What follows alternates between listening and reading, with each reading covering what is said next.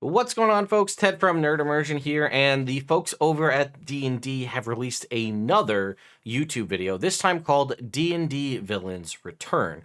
This seems to be sort of a follow-up or a continuation of some of the discussion we heard from the D&D Direct, where they talked about what future products would come out, covering things like Warduke, Calic, Vecna, Venger, all of these future villains. So I'm very curious to see what we're going to find in this video. It is a 7-minute and 45-second video. So much to those of you who like to watch my videos at a heightened speed, we will watch this video in its entirety with no sped up access at all. That way, you can watch it at normal speed, because some of you seem to watch me at 1.5, 1.75. You know, hey, I get it. My videos are long. It helps you get through it.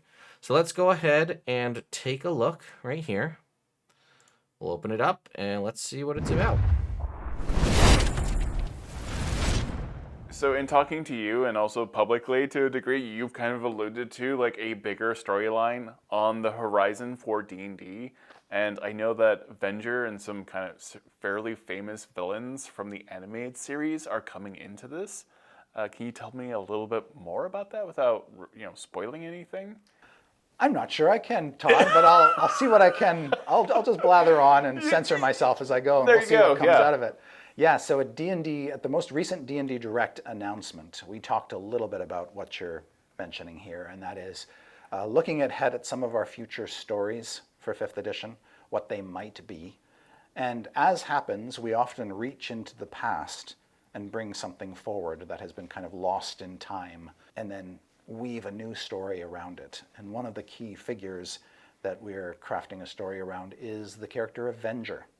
For those who don't know, he is a central villain from the D&D cartoon series back in the 80s. Yeah. He rides around on a mean black horse and that flies through the air. And he's got some pretty powerful spellcasting chops. He's got some enmity or conflict with Tiamat. Yeah. Unresolved issues surrounding the evil Queen of Dragons to be resolved. I wonder if it has to do with that missing horn, but yeah. He's got an interesting style, Venger, with the red flowing robes and the one horn coming off his helmet, I guess, or headdress. Yeah. And he's got it out for these, upstart adventurers who keep crossing his path. He is a character that we own. He's a great villain, lots of potential there. And so we are talking about what is the story around Venger that we can tell, and how might characters become embroiled in that story? But you also mentioned there are some other characters from the cartoon series, villainous types. One of them is Calic, who is a sorcerer. Love Calic. And another is Wild Beyond the Warduke, Witchlight. Yeah. Both of a these. helmed warrior.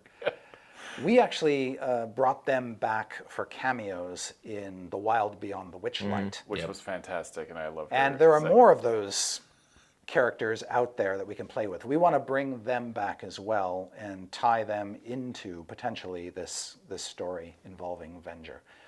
But beyond that, I think Calic and Warduke are also both in the D&D cartoon as well.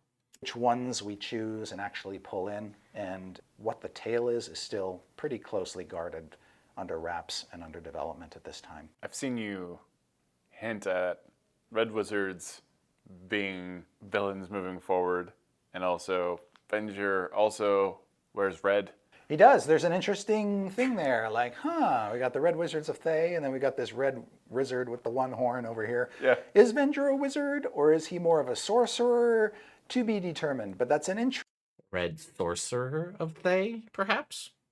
interesting parallel. But it did get us thinking, particularly given the success of the recent feature film, that Red Wizards is something that is our fans have long been interested in, that we can obviously do much more with. And so in addition to the Venger story, we do have a Red Wizard story in mind that is even farther along at this point, to the point where we're really sort of at the outlining stage now. And we've already had many conversations about the Red Wizard story, which is going to be told in 2025. Right. Gotcha. The senior designers are excited. I'm excited. Jeremy and I have had conversations about this story being really the first Forgotten Realms adventure launching after the release of the 2024 core rulebooks. Right. It's exciting because the Red Wizards are exciting, but it's also exciting because, oh, what can we do that's fun with the Forgotten Realms and prepare you for that adventure?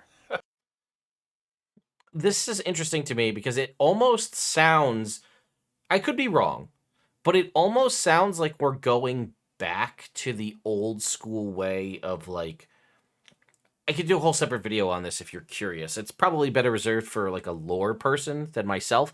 But when Wizards of the Coast used to transition from edition to edition, they did it when they kind of bought the books from TSR. They did it when they went from third to fourth, from fourth to fifth.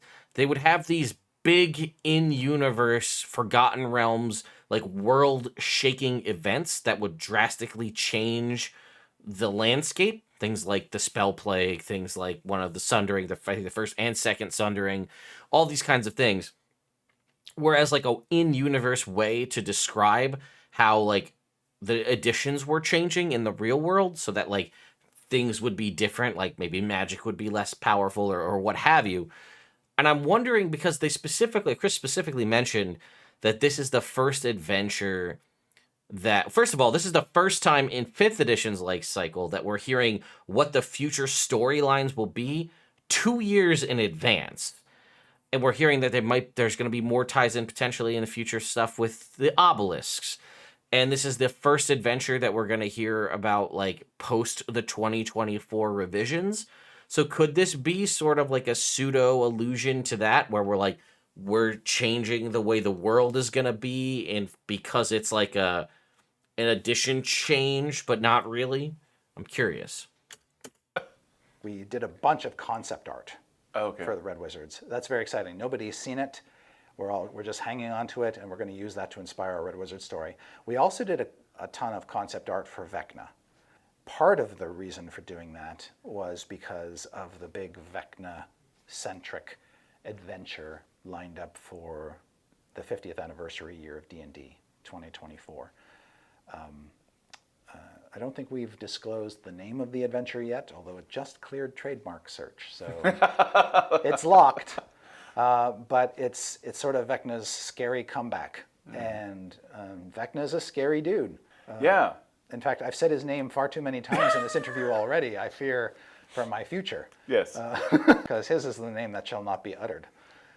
But here I am uttering it nonetheless. And so to celebrate this big, momentous anniversary year for D&D, we wanted to bring back one of the most momentous, monumental villains of D&D, but also tell a story, an adventure around this character that is big, that really accentuates and drives home what the core setting of Dungeons & Dragons 5th edition is, which is the multiverse. The core setting of 5th edition Dungeons & Dragons is the multiverse? Since when? I mean, I know we've had some things where we mention the multiverse. That might be the core sentiment of D&D 5e now, from 2023 onward, maybe since Spelljammer onward. But I don't really feel like we've had a lot of multiversal stuff. Like, we had some, like, Ravenloft and things here and there, but, like, this doesn't really feel like it was from the start of 5th edition. Like, it is multiverse time. You know, it seems like that's a newer thing, and we're trying to say that that's the core sentiment of 5e. In all of its gigantic splendor.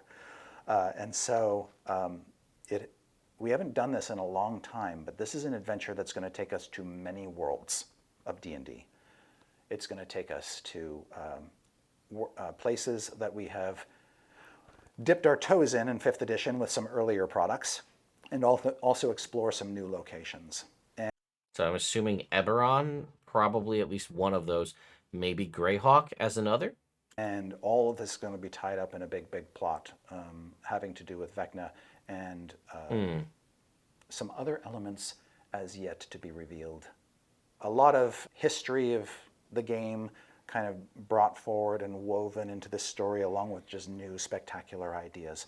It is led by one of our senior designers, Amanda Hammond, and everything she's pouring into this book is just evil goodness. Amanda is very good at that. This is a moment in time for like both you and I, as like fans of D&D, is like so many things are going on, and it's so good. Yeah, and I love adventures because adventures are stories waiting to be told. Yeah. And once an adventure gets out there in the world and people play it, it becomes their own. And so nobody's adventure experience is quite the same as anybody else's, but there's these common elements that then become topics that we can talk about, conversation pieces, points of connection that we all share. And I think that part of the reason why I'm always enamored with the idea of looking into D&D's past to help guide its future is that it creates this sense of continuum, that contributions that people made early in D&D do not die. They revive, they come back, they resurrect, they take on new forms. It's a really interesting and kind of almost beautiful sentiment, right? You know, the concept of like, if something's really truly iconic and it was part of D&D's lexicon, as it were, it doesn't ever go away. They shape it, and you know, the stuff that's worthy and important, that, you know, that's worthy of being, you know, reiterated on. And that's kind of an interesting concept. And again, like I said, you could see I feel like you could see the passion in Chris Perkins as he's talking about all this kind of stuff, which I think is important. People come in with their own ideas, and these things all merge together to create this wonderfully sort of amorphous and malleable palette that DMs can use to construct their own campaigns. And so every adventure that we add is just another little blip or blop of paint on this palette that DMs can use to paint their own campaigns. It was interesting because it sounds like there was more to that interview, and then they cut Chris off. I wonder if he'd said something he wasn't supposed to say. But that was pretty interesting. You know, it gave us a little bit more information on kind of what to expect. It does seem like Red Wizards are going to be pretty present in the future of the game, which I'm down, because I like the Red Wizards. I always found them very interesting, even back in the day. I was wondering if we could... I don't think it's going to be as easy to find. I know there's a Vecna Medical, but I was wondering if... I'm sure one of you will take the time. And if you do, please do feel free to message me, and I'll make a separate video about it. If we can search the trademark database for what Vecna-related thing, assuming Vecna's in the name, because as Chris Perkins said, apparently the newest name cleared trademark search, I should say, which means that whatever they I don't think that technically means the trademark has been filed yet. It's that whatever they're looking to name it, they checked and nobody else has that particular name trademarked. So not sure you'll be able to actually search and find what the trademark is. If there's a way to search like by who files the trademark, that might be useful. But yeah, I don't know. Feel free to go ahead and do a little digging. If you find something, send it my way. And maybe we can make a video on it after the fact. But I am curious and excited to see Venger make a return.